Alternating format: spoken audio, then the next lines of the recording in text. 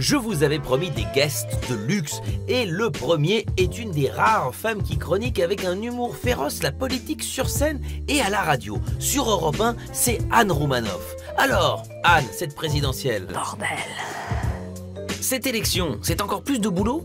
Non, bosser pendant un présidentiel, ça change pas, mais il faut juste faire un peu attention d'équilibrer les attaques entre les différents candidats et pas de donner l'impression de rouler pour un tel ou un tel, parce qu'en plus les auditeurs sont vraiment super vigilants et après on reçoit des lettres d'insultes. Ces questions qui tournent dans ma tête tout le temps. Bayrou est-il plus à gauche que Macron? Pourquoi Pénélope ne dit rien? Est-ce que Hamon et Mélenchon ont mangé quand ils se sont vus? Ah oui, ça devient grave. Oui. Ah non, mais il faut que je me désintoxique. Fini, c'est dans l'air. Fini l'émission politique avec David Pujadas. Interdit Yves Calvi et ses chemises achetées à Manuel Valls. En plus, l'overdose de politique pas soignée, ça peut déboucher sur une fillonite aiguë. Je ne sais pas si vous connaissez la fillonite aiguë. On fronce les sourcils, on fait la gueule et on dit « j'irai jusqu'au bout ». Ce qui est intéressant, c'est qu'il se passe des choses tous les jours, donc il y a une espèce d'incertitude. Et c'est pas des gens habituels aussi. Il n'y a plus Hollande, il n'y a plus Sarkozy, donc c'est des nouvelles personnes aussi, donc ça rend ça intéressant. Après, moi, ma grande crainte, c'est il ne faut pas décourager les gens de la politique, il faut quand même qu'ils aillent voter, c'est très important. Allez voter. Merci Anne et bonne émission.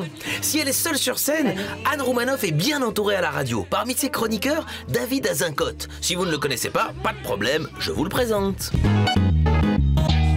David Azincote travaille à la radio et joue son spectacle à la Nouvelle Scène. Mais son bureau, c'est ici, premier étage gauche. Et oui, il a ses petites habitudes. C'est ça, le voilà. Salut David. Salut aussi. Voilà. Parce qu'on est parisiens, on aime bien faire des bisous. Alors ici, c'est ton bureau et tu es encore en train de bosser. Ouais, je suis en train de bosser sur ma chronique pour Europe 1 pour demain. Puis je suis aussi en train de chercher des idées pour mon spectacle.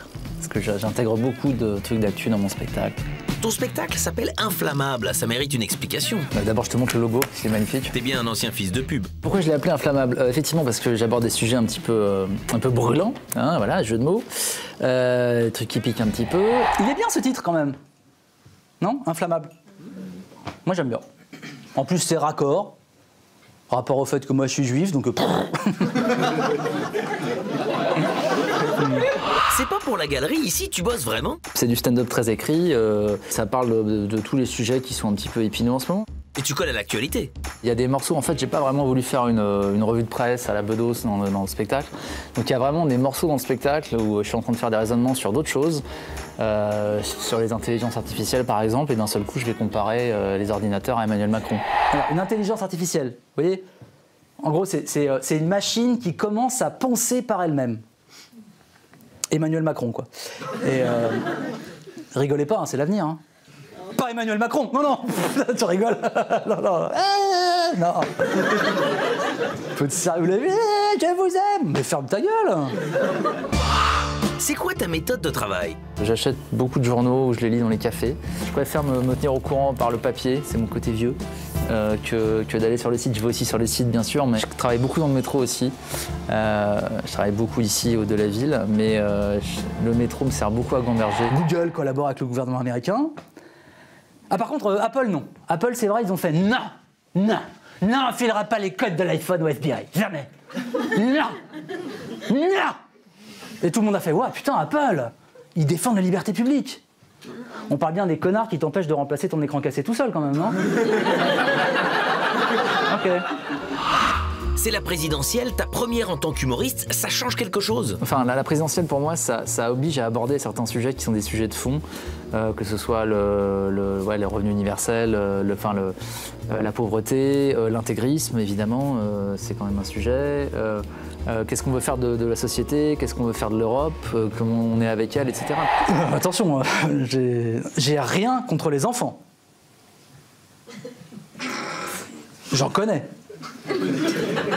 J'en ai dans mon entourage, je respecte leurs coutumes, leur mode de vie. Mais comment vous dire?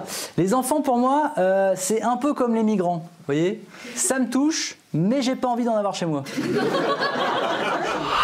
Est-ce que les politiques ne sont pas en train de bouffer le pain des humoristes? C'est pas faux, des fois je me dis il y a juste à reprendre leur phrase telle quelle et dire François Fillon qui dit qu'il est le candidat anti-système, moi j'en ai ri pendant 8 jours en fait, tellement c'était drôle. Alors je sais bien que tout le monde se pose la question, est-ce que je suis végétarien? Non. Non, j'ai pas le courage, j'ai pas la force. Non, je suis flexitarien. Flexitarien. Ça veut dire qu'en fait, je mange beaucoup moins de viande. Je suis revenu à un régime des années 50, quoi. Je mange une fois par semaine. Je vais chez le boucher, je connais la provenance. Voilà. En gros, je suis une feignasse bourgeoise avec des principes à géométrie variable. François Fillon. En fait, t'es pas du tout une feignasse, tu bosses tout le temps. Je travaille, ouais, je suis désolé. Ah, tu sais ce que c'est. À bientôt. Ciao, ciao. Mais tu ne penses pas si bien dire. Il se sent pas, ce Belge. David Azincote est inflammable tous les mercredis à la Nouvelle Scène. Vous pouvez vous abstenir d'y aller, mais vous allez le regretter.